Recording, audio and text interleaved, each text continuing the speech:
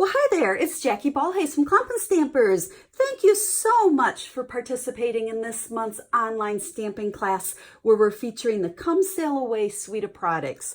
You are going to love everything about this suite. It's great for masculine cards. However, it's not like too masculine-y, I don't know if that's a word, that you could easily use it for anybody.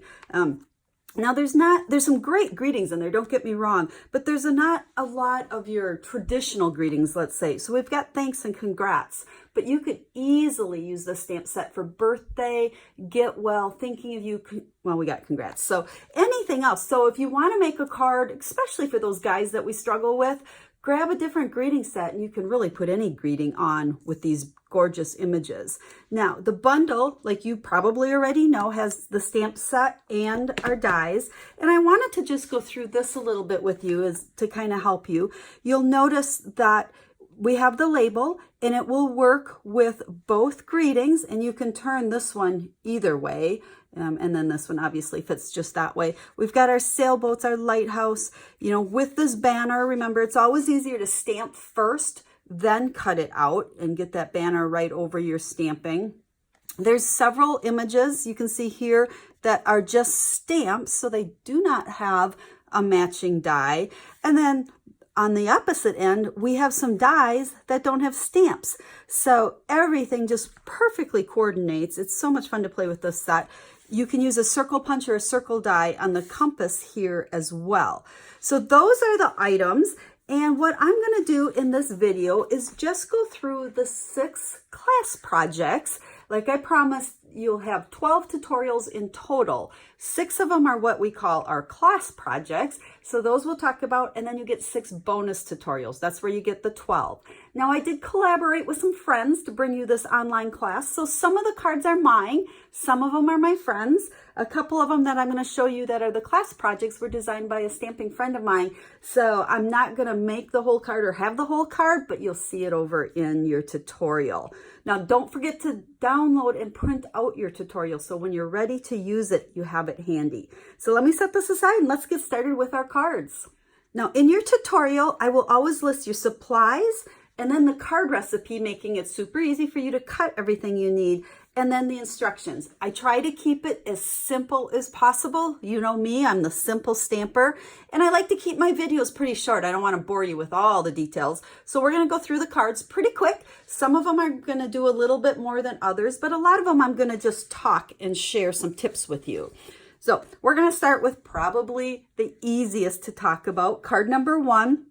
It's simple stamping. Stamp your ribbon on there, adhere your DSP to your Night of Navy layer, and you can see here, then I wrap the twine around so it's not going around on the inside. Wrap it around, then add this layer onto the front using dimensionals. I use a ton of dimensionals so that twine is wrapped around, tied in a bow. There's our layer again up on dimensionals. And then what I did here is once I tied the bow, I fed one end, I don't know if you can see that, through the hole in the anchor, and I tied a little knot there to keep it, and then just left my tails hang. And I didn't like how this was kind of flip-flopping around on me, so I did put a little mini dimensional right there to hold it where I wanted it to be. And then on the inside, just use a scrap of DSP, great way to use up those scraps, and typed an anchor.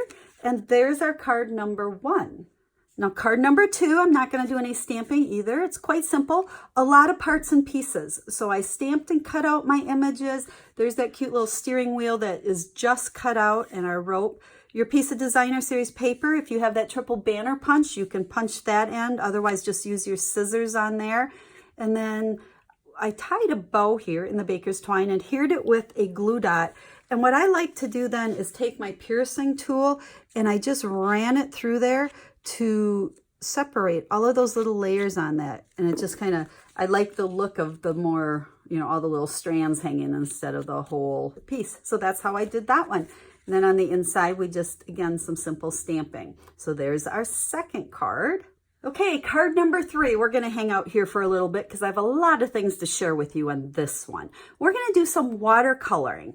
Now, I already stamped the lighthouse here because I wanted to make sure it dried. But the key when doing watercoloring is make sure you're using either watercolor paper or the shimmery white. Whisper white just will not work. Now, if you'd rather, you could definitely color these images with Stampin' Blends, or don't even color them at all, or color pencils, whatever your preferred method is. But I want to show you some tips for watercoloring. And again, I always keep it super simple. Now, with water, you need to make sure you're stamping in either black StazOn, or if you have the old archival black pad from Stampin' Up. The whole idea here is you need to make sure it's a permanent ink. Otherwise, once you add water to it, it's going to smear on you. So make sure you stamp in one of those. We've stamped the lighthouse, and then to watercolor it, I'm going to just use my aqua painter and my ink pads. Now you can do this a couple of different ways. I'm going to show you actually 2 different ways. For the lighthouse, since we're just using Night and Navy, we want to put ink on the top, okay, inside of our pad. And we used to be able to just squeeze them with the old style, but I found that's a little bit difficult with these newer, thinner pads. So what I do is I just flip it over and I use the heel of my hand to press really good. And that should get you some ink. Ooh, lots of ink there up on the lid of your pad. So then you can open it.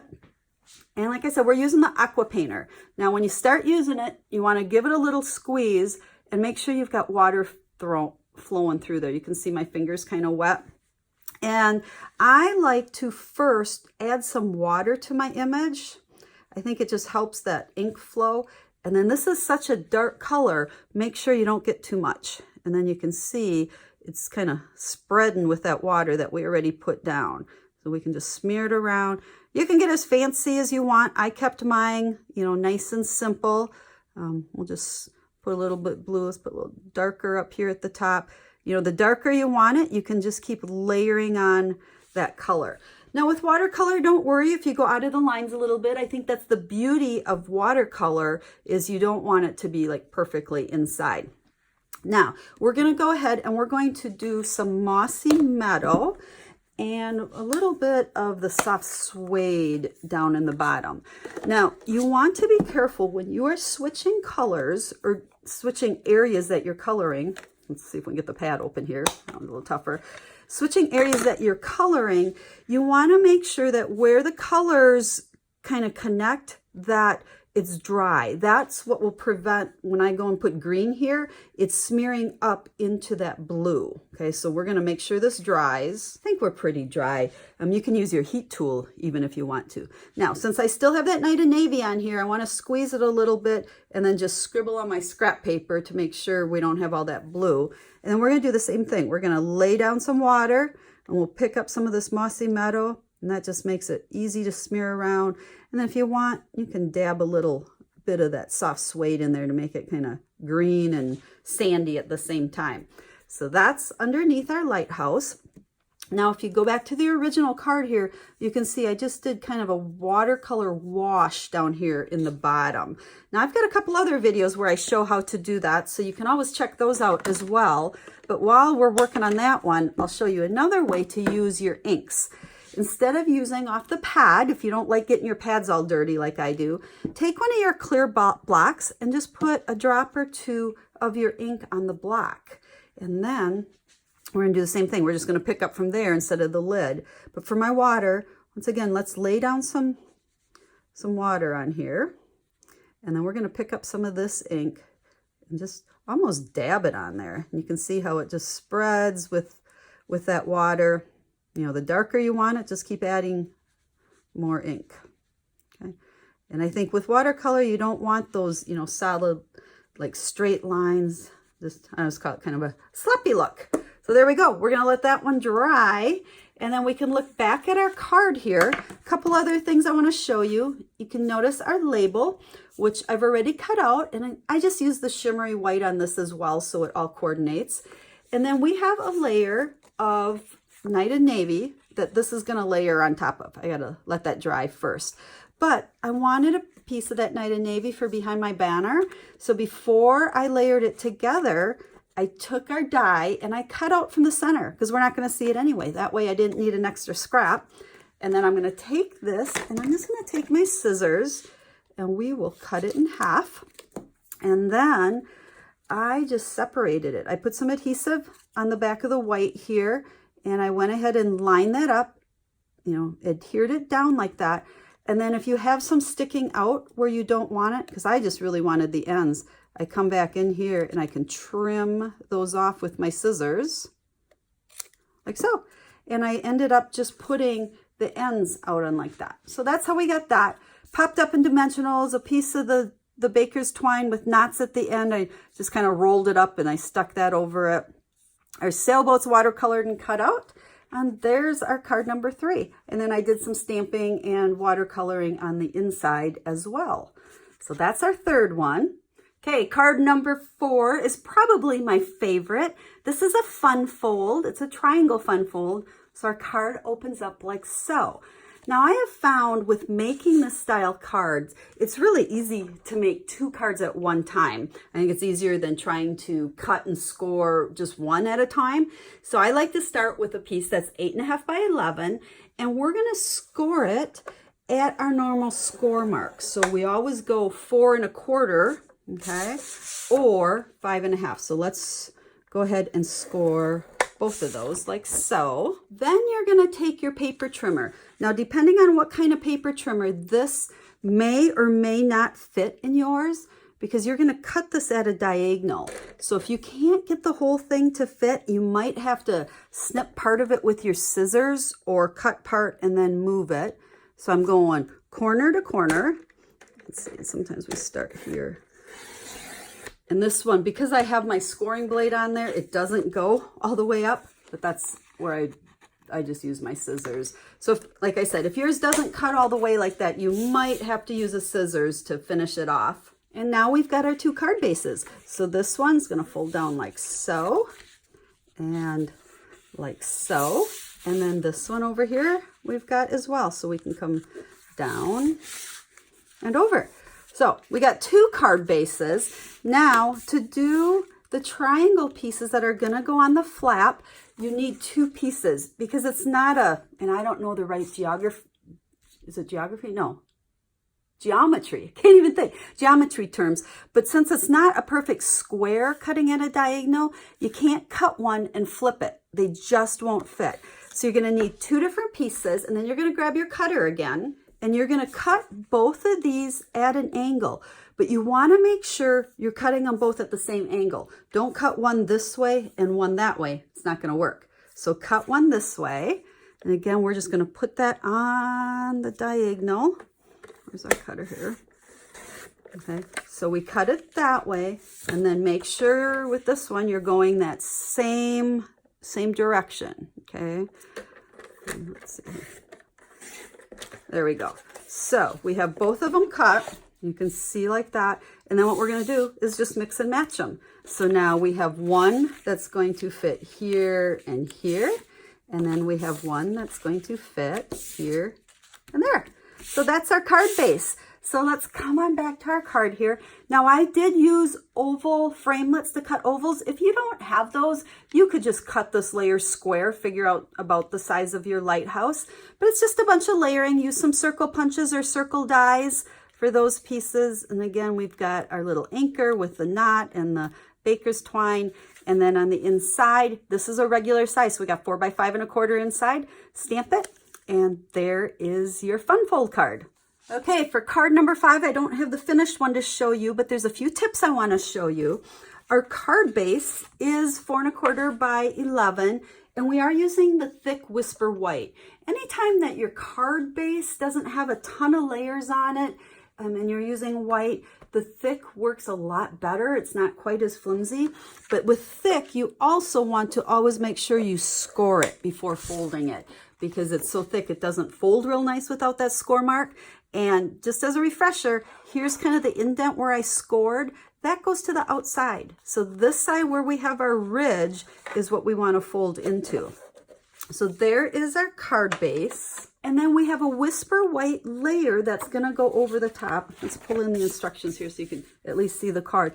And this, what you're going to do is use that label framelit, cut it out, and then we're gonna adhere a piece of Designer Series paper.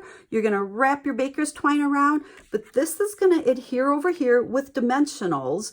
But before you stick it down, just set it there so it's nice and flat, and then you're gonna stamp your greeting in this opening. And then once you go to adhere this, you're going to pop that up with a whole bunch of dimensionals, and it makes like a little window card there for you. You're going to have two sailboats. One is stamped right above your designer series paper. The other one's stamped on a scrap and cut out, and that's popped up with dimensionals as well. So there's number 5. And finally, we have card number 6. And again, it's a little bit of a fun fold. We're going to fold the front flap back a little bit. So we're going to start with 8.5 by 5.5, again, normal card size. You're going to score it at 4 1/4, where we normally would, but then we're going to also hop on over here, or we can do it on either side. You're going to score at 3/4. So we can do it here, or you could have done it backwards there. Either way. Now, when we take this card and fold it in half, this little flap is going to fold back. So our card will open like that. And if you look at the picture here, and again, this was made by one of my friends, so I don't have the finished product, you'll see there's a piece of designer series paper, and then this is adhered back with the rope over it. And you get a little smidgen peek of the inside of the card where the white is sticking out there. Then go ahead, stamp and cut. The rest of it's very simple, but that just gives you a little bit different fold on your card. So those are the 6 class projects. Now, as I promised, you also have 6 bonus projects that you have the tutorial for. Again, those projects you'll be able to easily make from the tutorial. Again, just like the class projects, all the supplies, the recipes, and the instructions are listed there. I'm just not going to go through them, but I will give you a peek of 3 of the cards. Again, they're very easy cards. There's one of them. This is a 4 1/4. I like this size 4 1/4 square because you could put this in a regular envelope and still mail it without any additional postage that you would if it was a larger square card. And then this is our other one. So those are 3 of your 6 bonus projects. So again, make sure you download both tutorials and print them out so that you have them when you're ready to make these cards. And again, I thank you for participating in my online stamping class. If you have any questions about these projects, or if I can help you anyway, make sure to reach out to me and let me know. I'm here to help you. They're all easy projects. They just have a lot of parts and pieces, stamping and cutting out and putting together, but they're great cards. I hope you enjoy them. I hope you get a ton of use out of the stamp set and die and the rest of the products in the suite. So until I stamp and share with you again, have a stamp happy day.